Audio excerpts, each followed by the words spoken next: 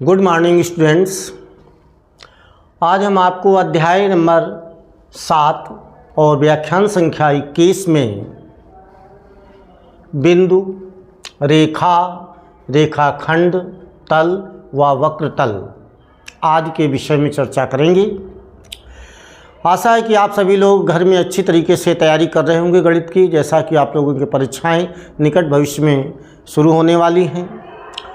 तो परीक्षा के अनुरूप तैयारी करने के लिए आपको क्रमबद्ध अध्याय से हर एक प्रश्न पर विशेष ध्यान दे करके परीक्षा उपयोगी तथ्यों को सीखना है। देखिए, बिंदु किसे कहते हैं। तो सबसे पहला प्रश्न ये उठता है कि बिंदु है क्या चीज़। तो एक गणितज्ञ हुए हैं न्यूक्लिड, शायद आपने नाम सुना होगा। न्यूक्लिड नाम के जो गणितज्ञ हैं, न्यूक्लिड के अनुसार आपने बिंदु को परिभाषित करने का प्रयास किया है। न्यूक्लिड ने बताया कि बिंदु का ना तो कोई आकार होता है, ना उसमें लंबाई होती है, ना मोटाई होती है और ना चौड़ाई होती है। बिंदु की केवल स्थिति होती है। बिंदु की लंबाई नहीं होती, बिंदु में चौड़ाई नहीं होती, बिंदु में मोटाई नहीं होती है, बिंदु का कोई आकार नहीं होता है, बिंदु की केवल स्थिति होती है।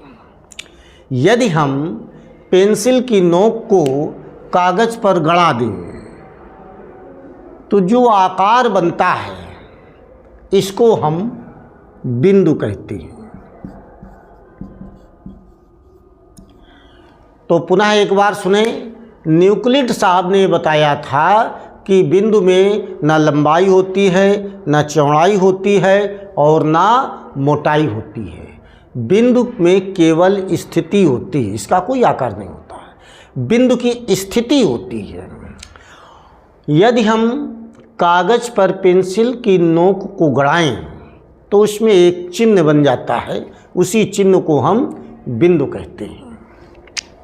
इसका हम नामकरण कर देते हैं, जैसे कभी कभी बिंदु ओ, बिंदु ए, बिंदु सी आदि नामों से पुकारते हैं।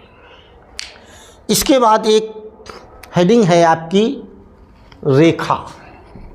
रेखा किसे कहते हैं? देखिए, रेखा क्या होती है?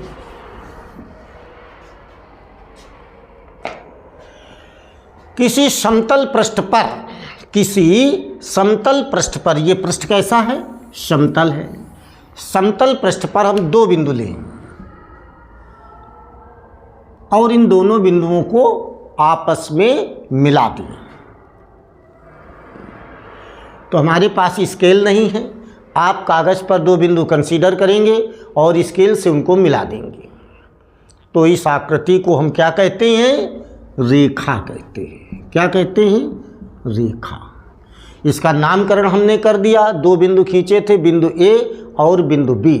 बिंदु ए को बिंदु बी से मिला दिया तो इसका नाम बन गया रेखा। इसको हम ऐसे कहते हैं, रेखा ए बी।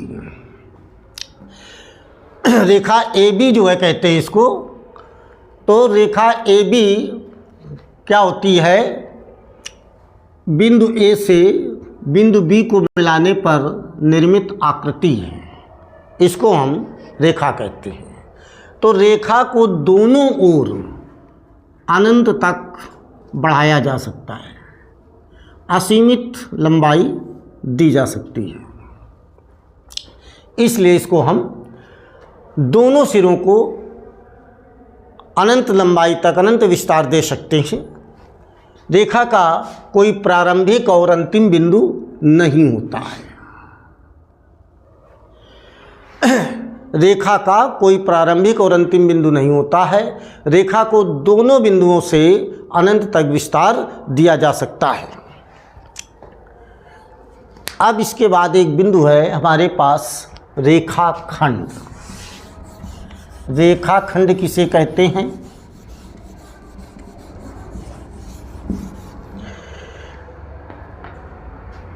देखिए, रेखाखंड क्या है? दो बिंदुओं के बीच की निश्चित लंबाई रेखाखंड कहलाती है। जैसे ये कोई बिंदु है x, ये बिंदु है y, ये बिंदु है z। तो रेखाखंड कौन कौन हुए? रेखाखंड x y कामा y z, ये रेखाखंड कहलाते हैं। दो बिंदु हैं जिस x y, तो ये रेखाखंड हुआ। y z, ये रेखाखंड हुआ। दो बिंदुओं के बीच की ये दूरी रेखाखंड है, लाइन सेगमेंट। अब इसके बाद में एक है तल और वक्रतल। तल किसे कहते हैं? वक्रतल क्या होता है? तो तल जो है क्या होता है कि यह एक सपाट सपाट काल्पनिक पृष्ठ होता है। सपाट काल्पनिक पृष्ठ होता है जिसकी लंबाई होती है। तल में क्या होती है कि तल में लंबाई होती है तथा चौड़ाई। तल की लंबाई होती है, चौड़ाई होती है, परंतु तल की मोटाई नहीं होती है। तल का असीमित विस्तार किया जा सकता है। इस प्रकार से तल दो प्रकार के होते हैं, एक समतल और दूसरा वक्रतल। समतल क्या होता है?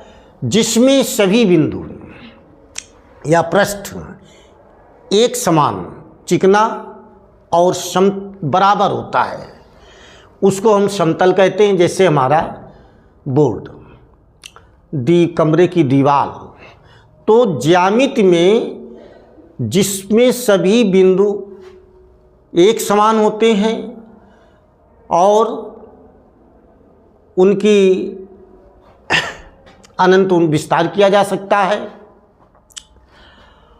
और चिकना होता है, समतल कहलाता है। तो हमारा बोर्ड समतल का उदाहरण है, हमारी छत समतल का उदाहरण है। और वक्रतल में क्या होता है कि पृष्ठ तो चिकना होता है परंतु सभी बिंदु एक सीध में नहीं होते हैं। जैसे फुटबॉल